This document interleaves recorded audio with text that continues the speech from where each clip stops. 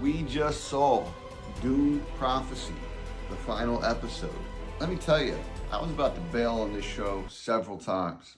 I thought the beginning of this, the first 3 episodes were just terrible, just boring. It felt like a show on sci-fi that wasn't that good. Melodramatic, sex with no nudity, violence with no repercussions really. Just really just neutered and uninteresting. And the only reason I kept watching is because I love the movies and I want to know if this is going to add some level of texture to the movies. So I keep watching. We get to the final episode. The final episode is exceptional. So I would say all the episodes leading up to are about like a 55.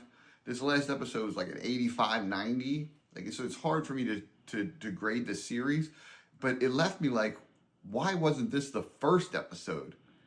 And then, fill in the details later, because this was compelling, interesting, great character work. The acting of the characters also was really great in this final episode. We have this young girl, and early on, she's going through a lot. Ultimately, she plays a major piece in the series. She's a young girl, and she has to emote, her ancestors or whatever. And thought she was great. And the Desmond Hart guy, the guy who was in Raised by Wolves and Vikings, he was great. Yeah, that being said, this last episode, actually, I'm probably going to watch the second season. But overall, I cannot give it higher than a 70 because of how lackluster the beginning series are. Thanks for watching my review.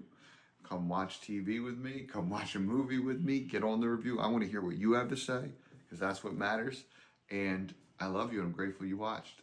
We just saw Dune Prophecy. And I liked it. Really enjoyed it. I thought it was very pleasurable experience as it built. It started slow. It was not perfect. All of Ian's complaints about this are not ill-founded. But I really like Travis Fimmel, the guy who plays Desmond Hart in this show. I think he brings very interesting energy, and he's very unpredictable as a performer, and he's hard to read as a performer too. There's always levels. I think he's a particular standout. The lead is Emily Watson. I think she's really solid in this. Unapologetically unlikable for a protagonist, which I find fascinating. And Olivia Williams is great in this too. So really, some really standout performances. I thought it was very solid.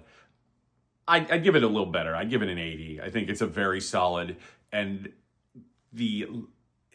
much like Ian, I have to say the final episode, there were times I was like, why are we watching this? What's going on here? Why this is so tedious. Some of the acting in the earlier episodes is not great. There are a lot of young actors in this that are doing really interesting things, and I think they elevate it. The scripts have been hit or miss, honestly, but this final episode, wow, what a banger. It's rock solid, really redeems the season. So hopefully it's been confirmed for a season 2, so hopefully it's good. All right, 2 things.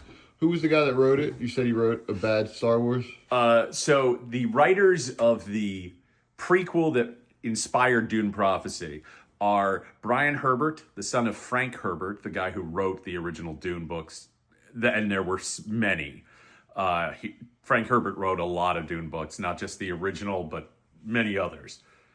And Kevin J. Anderson, notorious for writing some pretty bad Star Wars novels back in the 90s, who had a really negative reputation in early internet about writing bad Star Wars novels that tended to be pretty one note, same deal, always kind of the same thing. It's not a perfectly written series. It's not the best thing I've seen in a while, but it's still good and worth watching. And I liked it better than The House of the Dragon this past season, for example. Yeah, it felt like A House of the Dragon, but it also was like, why would Warner Brothers pick that guy?